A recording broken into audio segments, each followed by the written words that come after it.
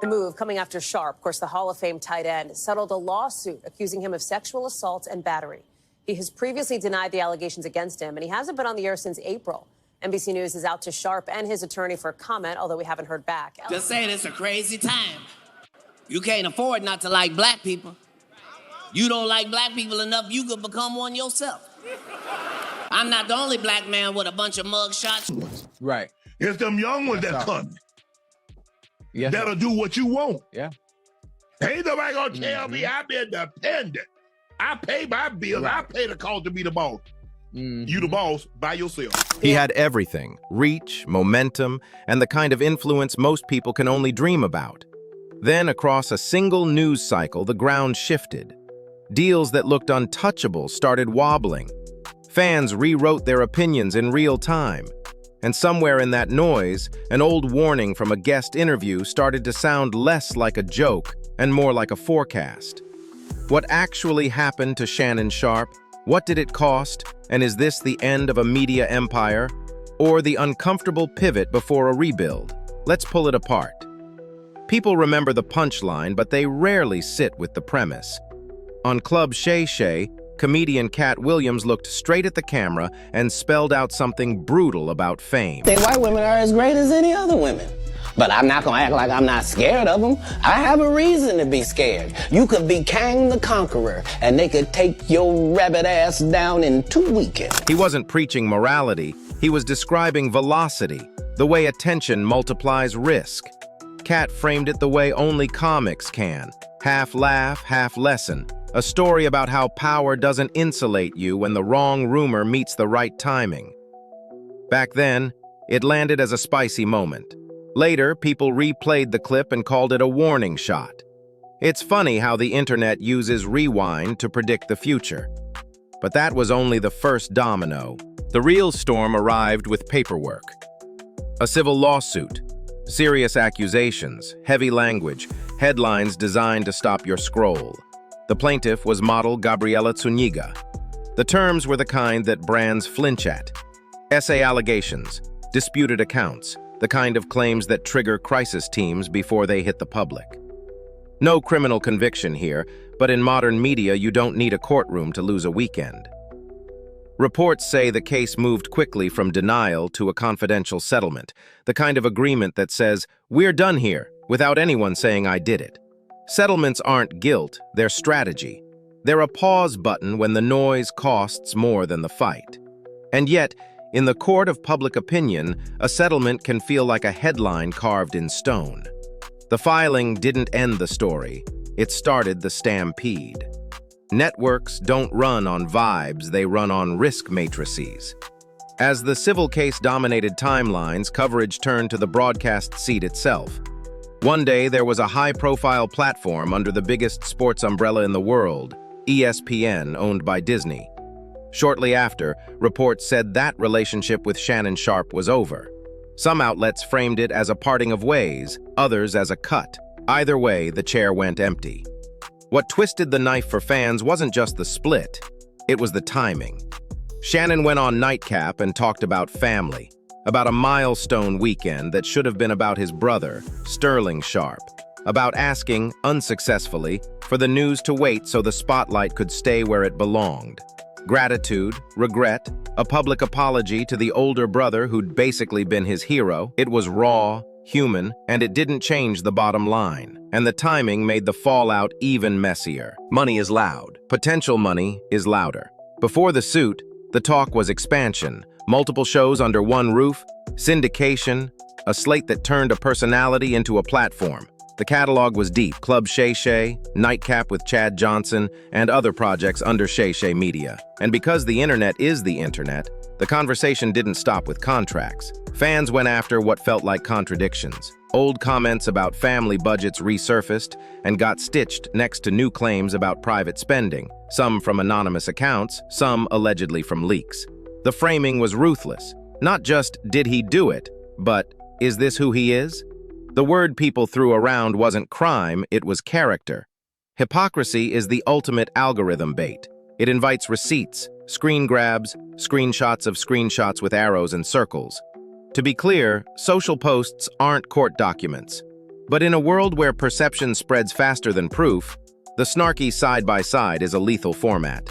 Fans didn't whisper, they tallied the receipts. This is where the warning comes back. Grateful I'm not 56 and trying.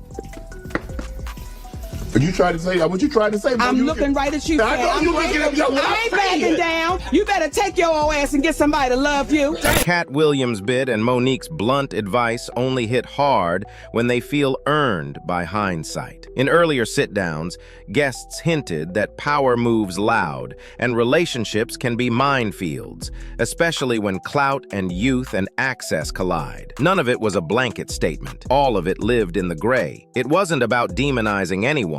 It was about the math of reputation in an age where a DM can become a headline. Call it prophecy or coincidence, but those conversations have a way of echoing when the avalanche finally slides. A punchline turned into a prophecy. Then came the response only Shannon Sharpe could give. He showed up with that controlled calm you get from years in front of cameras. He thanked the people who'd put him on. He owned the fact that the timing had hurt someone he loved, Sterling Sharpe, about to be celebrated at the highest level. He said he was at peace with a corporate decision he didn't control. No explosive rants, no accusatory monologue, just a man trying to reframe the meaning of a bad moment without pretending it was anything else. Will that change anybody's mind? Not right away, but soft-spoken clarity has a way of aging better than outrage, and the timing made it even clearer. This wasn't a neat ending. It was a new beginning nobody wanted. So, where do you go when primetime doors pause? You go where you should be strongest, your own audience. Independent media is brutal and beautiful. It doesn't protect you from backlash, but it does let you rebuild on your terms. Here's the unromantic truth about media storms. You can be blameless and still be held responsible. You can settle and still be seen as guilty. You can apologize for timing and still be dragged for tone. There's no version of this that makes everyone happy. That's why the rules have to change when your platform grows. You don't get to be careless with people, with messages, or with paper trails. You're not just building content, you're building context. And context is what your audience uses to decide who you are. That's the uncomfortable part of influence nobody puts on the vision board, and yet it's the only part that matters when things go left. So was this downfall all on Shannon Sharpe? Depends which part you mean. If you're asking whether personal choices lit the match, a lot of people will say yes. If you're asking whether corporate timing poured gasoline, you could argue that too. If you're asking whether the public loves a morality play more than a fair hearing, come on, you know the answer. The truth sits somewhere in the mess, half choice, half circumstance, and a whole lot of optics. Accountability matters, so does proportionality. The hard part is getting both at the same time. Maybe that's why the very first warning stuck. It wasn't about race or romance or even reputation. It was about gravity. When you're flying fast and high, the smallest miscalculation turns into a crater. People saw the bit as a dig. It was really a blueprint. Respect the speed you've earned, or it will humble you. Fame is a force. Forces don't care about feelings. Ask Jonathan Majors, whose legal headlines detonated his career momentum overnight, and remember how the public watched Megan Good stand beside him, proof that optics can cut both ways. They can sink you, and they can soften the blow. Here's where we land. One warning, Katt Williams. One lawsuit, Gabriela Zuniga versus Shannon Sharpe. One reset, ESPN closing the chapter. An interrupted rise that still isn't a fall unless he lets it be. The next few months won't be decided by a network or a headline. They'll be decided by daily choices that never make the news. If you're here for the spectacle, the story ends when the noise dies down. If you're here for the arc, the interesting part starts now. Is this a hard stop, or the mid-season plot twist before a rebuild? Tell me where you stand. Accountability or redemption, or both? Drop your take below. And if you stuck with me this far, you already know. The internet might write the first draft, but you always get to write the next chapter. Katt Williams drew a map. This road looks nice until it doesn't. The point wasn't to tell anyone who to date. It was to explain how the spotlight works. It gets hot. It shows everything. It's cruel to bad judgment and loyal to great timing. The comments about family budgets and principles, that's where the audience felt whiplash. People don't demand perfection. They demand consistency. If you preach one thing and practice another, the algorithm lights up in neon. That doesn't mean anyone deserves a public flogging. It does mean that on-camera values should match off-camera choices because the gap will always leak. Call it hypocrisy, call it growth, call it, "I said that before I learned better." Just don't ignore it. The fastest way to lose trust isn't error. It's pretending your receipts don't exist. There's also the human piece we keep losing in the noise. Sterling Sharpe's milestone was on the calendar, Pro Football Hall of Fame. Years of work, sacrifice, and pride culminating in a moment that should have been about him. Instead, he had to share the stage with a scandal he didn't create. The apology mattered there, not because it fixes the past, but because it centers the right person in the present. Moments like that reveal character, the quiet kind that doesn't trend, the kind that shows up in family group chats, not headlines. If you're taking notes on how to come back, start there. Respect the people who feed your soul more than the people who feed your stats. So what now? The roadmap isn't complicated, it's disciplined. Lawyers handle the legal, PR handles the tone. You handle the life. Learn when no comment is wisdom, not weakness. Stop housing situations that can be screenshotted into chaos. Document everything like the future depends on it, because it does. Surround yourself with folks who don't get starstruck by you.